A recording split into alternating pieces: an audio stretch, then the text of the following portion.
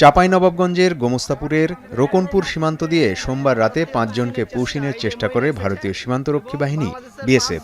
এবার স্থলপথ ছেড়ে কৌশল বদলে নৌপথে পুশিনের চেষ্টা চালায় বিএসএফ। তবে স্থানীয়দের সহায়তায় বিজিবির তাৎক্ষণিক ও কার্যকর অবস্থানের কারণে ওই প্রচেষ্টা ব্যর্থ হয়। এদিকে সীমান্তের একই এলাকা থেকে পুশিনে সহায়তার অভিযোগে ৭ বাংলাদেশিকে আটক করা হয়েছে। এদের মধ্যে ৪ জনকে আটক করে বিজিবি, বাকি ৩ জনকে আটক করে পুলিশ। পুশিনে বিএসএফ-কে সহযোগিতার অপরাধে তাদেরকে গ্রেপ্তার করা হয়েছে। বিজিবি কর্তৃক ৪ জনকে গ্রেপ্তার করেছে এবং আমরা পুলিশ ৩ জনকে গ্রেপ্তার করেছি। মোটে ৭ জন। তাদেরকে মামলায় বিজ্ঞ আদালতে সোপর্দ করা হবে। দুই দেশের চোরাকারবারি এবং দালালদের চক্রটাই হচ্ছে পুশিং করার জন্য তারা তৎপরতা রয়েছে এবং টাকার বিনিময়ে তারা এই কাজটি করতেছে।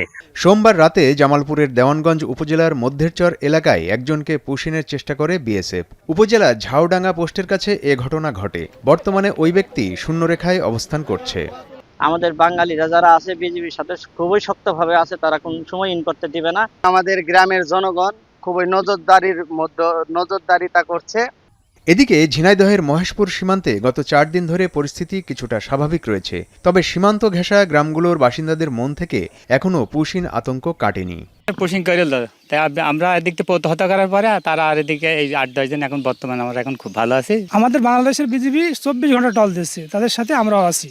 পঞ্চগড়ে গত ৫ জুনের পর নতুন করে পুশিনের চেষ্টা করেনি বিএসএফ। তবে সীমান্তের গুরুত্বপূর্ণ পয়েন্টে নজরদারি বাড়িয়েছে বিজিবি। সতর্ক অবস্থানে রয়েছেন স্থানীয়রাও। সবাই মিলে আমরা এই বর্ডারে যতটুকু আমাদের দরকার যে যাতে পুশিং না হয় আমরা ওইভাবে ঠেকানোর চেষ্টা করতেছি। প্রতিদিনই দেশের কোনো না কোনো সীমান্ত দিয়ে পুশিনের চেষ্টা চালিয়ে যাচ্ছে বিএসএফ। তবে প্রতিবারই বিজিবি ও স্থানীয়দের প্রচেষ্টায় তা ব্যর্থ হয়। ইবনুল কাইয়ুম সনি, এখন।